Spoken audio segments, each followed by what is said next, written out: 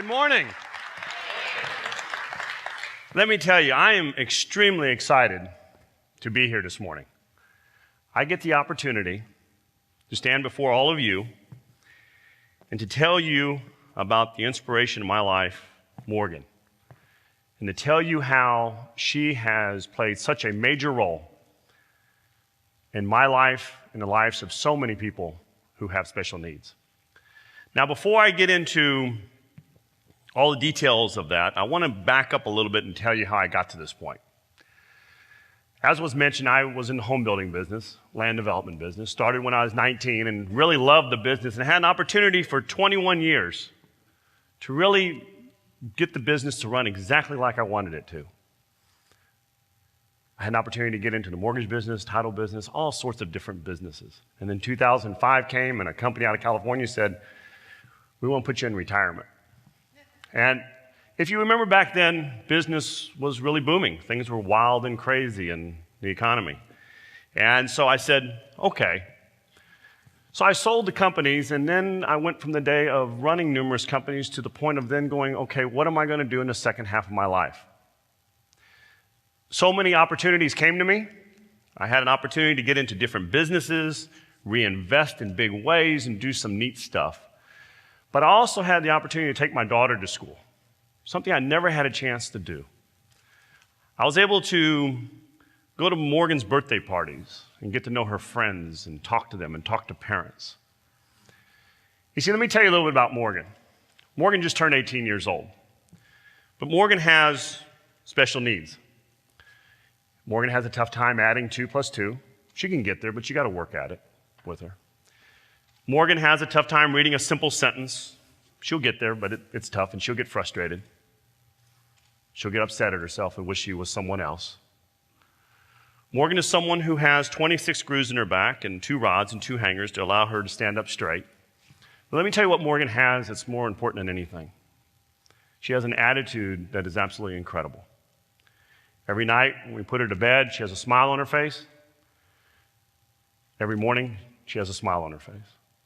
She has gone through all these different obstacles and things, but always keeps an attitude that is incredibly strong. And so through that inspiration and the opportunity to talk and see more and understand more about the special needs community, instead of all the opportunities that may exist from a business perspective, I decided maybe the second half of my life should be dedicated towards something else. And that was all because of the inspiration and the attitude of this wonderful young lady. Now, what does that mean? Well, what I thought I should do is build a foundation or form a foundation, which I did. And we do numerous things. But one of the things that we wanted to do is we wanted to go out and build something or things as we were building the foundation that would be here for a long term. Whether that be building medical facilities or different things in the community, such as schools, etc., that would be here long lasting to help the special needs community. But then something happened about 5 years ago that really caused what I'm here to talk about today, and that is Morgan's Wonderland.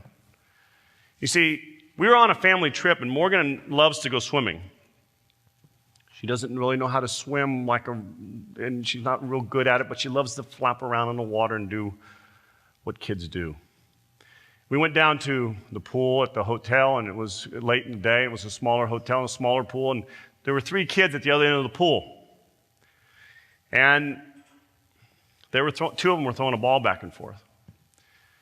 And Morgan and I were in the pool. I got out, and Morgan, I saw, was slowly inching her way over. And she wanted to play with those kids. She couldn't tell them that. She didn't know how to really bring about that interaction. So what happened is Morgan started moving closer and closer. She eventually hit the ball. She got that close, and the kids were looking at her like, "What are you doing?" Morgan just wanted to play. What happened at that point is where this all happened. Those nice kids grabbed the ball, and they all got out of the pool. They got out of the pool because they didn't know what it would be like to really explore the joy and the happiness of playing with someone who maybe couldn't verbally say exactly what she wanted, but she was just like them in so many ways.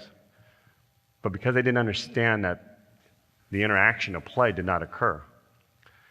As Morgan turned around, I saw her face, and I thought to myself, oh my God, She just looked at me like, I don't get it. She didn't say anything. She went back. I jumped in the pool. We played. As I sat there and we continued on for a couple weeks, after that vacation, I kept thinking about that turn of Morgan's head to me and the look that she had. And I have to tell you, it kept thinking about it, and I said, there's got to be a place that we can take Morgan to where everybody understands what's going on there in the element of play, and there'll be interaction between those who have special needs and those who don't have special needs. I didn't know what that meant, so I thought, well, I'll call some people, I'll go around and look at different parks in the country just to see if there's something out there that we could replicate or take Morgan to or do something. So somehow bring that barrier down to where the next time there are kids in that pool, they'll go, hey, come on over. They'll understand, and that play will occur. So I went around the country, looked at some different places that at least were told that may be in line, and nothing was close. What I found, if anything had anything to tie with special needs, a lot of times it was off the beaten path. It wasn't in the middle of everything else. It was all kind of by itself. And I said to myself, let's do one of these in San Antonio. What is this? I don't know what I'm going to do. I'm just going to do it. So I invited a bunch of people to a meeting to talk about the idea of building this park. And I just had a sheet of paper behind me that was basically white. And I said, I got this idea. I want to tell you what happened, and we can do better. And I invited doctors and therapists and teachers and people who have special needs. And we all spent hours and hours, and hundreds of people showed up. And I thought, this is kind of cool because we don't really know what we're even going to be talking about, totally. And they all showed up, and we went over and over and talked about if we built this park with the theory of and the idea of trying to bring down that barrier, what would be in it? Well, what I heard was numerous things, 8.5 pages of single-typed ideas. Then I said, okay, what I want to do is I want to get outside the box. I want to hire people to do this who have never done a park before. I want to hire an architect who's never done a park before. I want to hire an engineer who's never done a park before. I want to hire graphics people who have never done a park before, because I'm going to be told by them how you're supposed to build a park, and we're going to be different this time.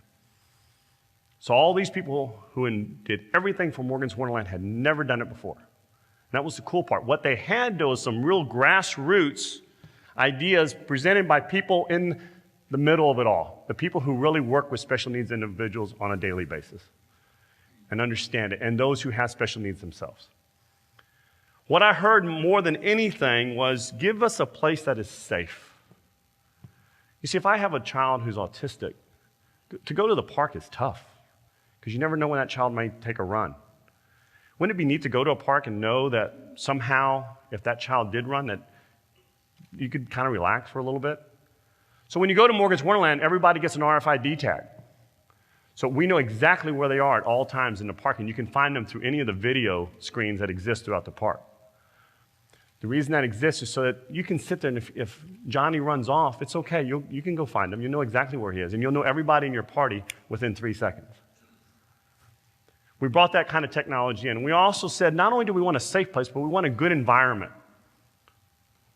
We want an environment that's a little different. What does that mean? Well, think about it. If you're in a wheelchair and you go to these wonderful places, do a great job from an ADA perspective, Disney World and all these places, but the crowds and the time it might take to do something and the impatience of people because they aren't sometimes.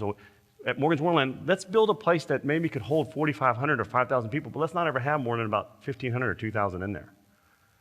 Let's build it bigger so that the environment is one to where if you want to get onto a carousel and it takes longer, because our carousel allows no matter what your physical or mental special need may be, that we will allow you an opportunity to get on that carousel. And if it takes 10 minutes, see, at the culture of Morgan's Wonderland, it's okay. We'll help you and get you on that carousel.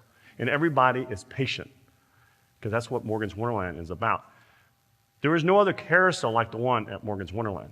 There is no other off-road adventure ride like the one at Morgan's Wonderland. There is no other train like the one that is at Morgan's Wonderland. These aren't big magical ideas. What we did basically at Morgan's Wonderland, I'm so proud of the people who had never done this before, but they said this: look, we are going to design a park for special needs, but we're going to build it for everyone. Because when you walk into Morgan's Wonderland, it looks like any other park. You don't see ramps and all that kind of stuff. It's a place where you walk in and go, I can play here, whether I have a special need or not. But those who do have special needs, they can do everything. We take the most fragile children and adults, those who are on ventilators, those who sometimes, unfortunately, just have 3 days to live, who say, and the family says, can they come over there and have an opportunity? We had a child come to Morgan's Wonderland that 3 days before he died, he had an opportunity, he smiled. He had that because he was able to do what he wanted to do, and the family knew what he wanted to do, and he couldn't have done it anywhere else in the world except at this unique park. Now, as I talked earlier, when I got to know Morgan's friends and families and stuff, what I found out is Morgan was really one of the lucky ones. You see, Morgan has what she needs. She has a physical therapist and the doctors and all that, because I've been blessed to be able to give that to her. But see, I've noticed that many times those with special needs don't have always all those economic opportunities to give their child or those who they care for what they really need. So we made it early on a commitment that anyone who comes to Morgan's Wonderland always comes for free. Always comes for free. And it doesn't matter. We don't look it up in a book and define what special needs is. If you say you have a special need when you come to the front, you get in for free. We figure if you lie about it, you have a special need. And so it's our approach to saying we are here because we're going to give you a break, and we're going to allow it the opportunity that if you want to come to this park 30 times a year, you come to the park 30 times a year. And you can ride the train 7 times if you want to. And we have some children who just stay on the train the whole time. That's what they want. That consistency is what they like. At another place, could they do that? No. No.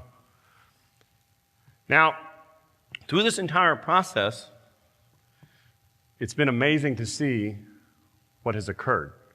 I have to tell you a story about Morgan that kind of gives you a sense of what a place like this does. And people always ask me, what does Morgan like to do when she goes to the park? Well, at first, all she would do is go on the swings. We have 35 swings, 5 different kinds. Whether you're in a wheelchair or whatever your physical or mental special need may be, you can swing at Morgan's Wonderland. Morgan would just go on the swings. I said, Morgan, let's go on the carousel. No, she wouldn't get close to it. She was scared of it. So Morgan, let's go. No. Okay, Morgan, let's go stand next to the carousel. Okay, finally she did that. Then Morgan, after a while, eventually said, I said, Morgan, let's just go and sit on an animal. No. Okay, finally she did that. Then we got her on an elephant. Couldn't go. Just, we'll sit on it. And then getting her off the elephant was interesting. We'll go into that. But then, the next time we went, Morgan wanted to go to the carousel. And when she went to the carousel, now she'd get on it and she would go one time real slow. Remember, everybody else is in the park and enjoying the park with her at this point. No pressure. There's no pressure. It's just simply. But here's the neat thing. Morgan now, when she goes to the park, goes to the carousel first and rides it on her own. Okay, well, why is that a big deal? Well, Morgan now, when she finished it the first time, she looked at me and said, are you proud of me, Dad? Yeah, and that's what happens at Morgan's Wonderland. You take a child who, it seems like a small thing to ride on a carousel, that's a big deal. Little things are big things. And at Morgan's Wonderland, through play, they learn. They learn that they have the opportunity to achieve something, just as even if it's a small thing, just riding a carousel. Morgan doesn't want me near the carousel when she rides now, because she does it independently. And it's taught her something. And on the 26 different attractions that fit in this $35 million park, ultra-accessible park, it gives opportunities to thousands, tens of thousands. And I'm happy to say over 200,000 people in such a short period have already been through the park. Not just from here. Matter of fact, 1 out of 2 people who come to this park don't even come from this area. They come from outside here. They come from outside this state. They come from outside this country. 34 different countries have been represented at Morgan's Wonderland already. And here's the neat thing. We don't have a marketing budget. It's all done by word of mouth because those who have special needs and those who are caregivers and those who are involved in this whole thing are really tight-knit people, and they're starving for something like this. I didn't know that at first. I knew there, but I did after I had that first meeting where everybody said, yeah, there's something here. But what was the neatest thing about that meeting is once that happened and started, is that how this community and the community even outside the city all join together. You see, we just started this idea in 2007 when we actually started saying, let's talk about this. We finished it 39 months later. We'd raised almost all the money. We were about $5-6 million still short of raising all the full $35 million. But we did it because of passionate people who came together quickly and said, the time has been too long for something like this. Remember, 5.5% of the population requires assistance every day or they cannot make it through their 15% of the population has special needs. We're not talking a million people. We're talking 50 million people in this country who are special needs. It's a big, big number. And we're just scratching the surface. Since we don't have a marketing budget, it's word of mouth, but we are seeing people come from all over and finding all ways. Make-A-Wish, we are one of the top locations for Make-A-Wish. People come here because this is a place, they can go anywhere, but Morgan's Wonderland is special.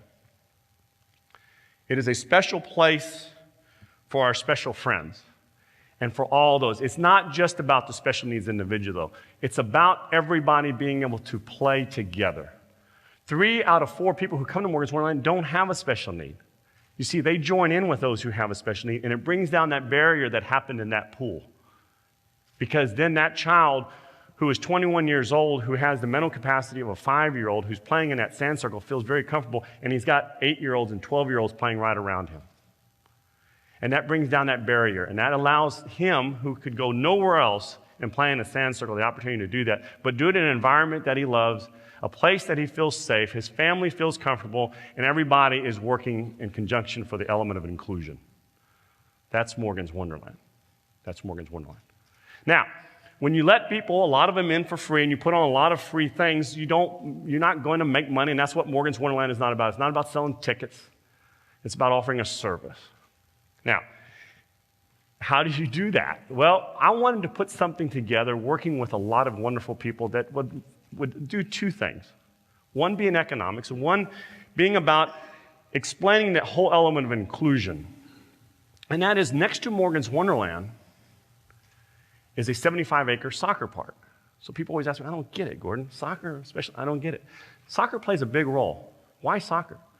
Well, in our thoughts, and my feeling about all this is that we need to bring something to San Antonio, and there's a sport in San Antonio that I didn't feel was really being properly dealt with from the standpoint of giving quality facilities to, and that was soccer. So I said, why don't we take something, help the overall community, tie it next door to a special needs, a park that is for those with special needs in the entire community, so when thousands of people come and play soccer on these 14 different fields, they will get that and ask the question, what is that? And then it will bring awareness. You see, it brings awareness. So you do something good with the community, you bring awareness, but then you do another thing. We rent those fields, and through renting these top quality fields, we bring money over to Morgan's Wonderland to help with the operations of it. It's incredible. You can go there and see 7,000 people on a weekend play soccer on these fields when these big tournaments come. And these tournaments don't just come from San Antonio or this region, they come from around the state and around the country. But when they come here, they learn, and it brings the exposure up of those who have special needs and the idea of inclusion. So let's take it one step further. Last year, we bought a pro soccer team, and we're bringing it to San Antonio. They'll start play. They'll start play in 6 months across the street from Morgan's Wonderland, but then there's going to be a community stadium built right across the street from Morgan's Wonderland. And so through the Scorpions, through all the different events that occur in this community stadium that is being built all with private funds, what will ultimately happen is we will bring hundreds of thousands of people in, and through the most popular sport in the world, every time that team travels around North America competing, it will be able to talk about soccer, but it will also be able to talk about Morgan's Wonderland. And what is Morgan's Wonderland? It's a place of inclusion. We all bring people together. So it plays a revenue source because money from that will ultimately go to Morgan's Wonderland, 100%. But it will also bring awareness to what it's all about. So Morgan's Wonderland is not just about the sticks and bricks. To me, it's about a movement. It's about an approach of being able to do something different. It's about the idea of saying, the time is now to get outside the box. Let me end with one little thought. I get letters and emails from people all the time, basically daily, telling me about Morgan's Wonderland. I love reading them. But I got one the other day I want to share with you, and it's this young lady who was leaving with her daughter who was autistic. And as they were walking out to the car, the young daughter said, "Mom, did we just leave heaven?" And when she told me that, I thought to myself, we've got a little heaven here on earth at Morgan's Wonderland. Thank you very much for the opportunity. Thank you.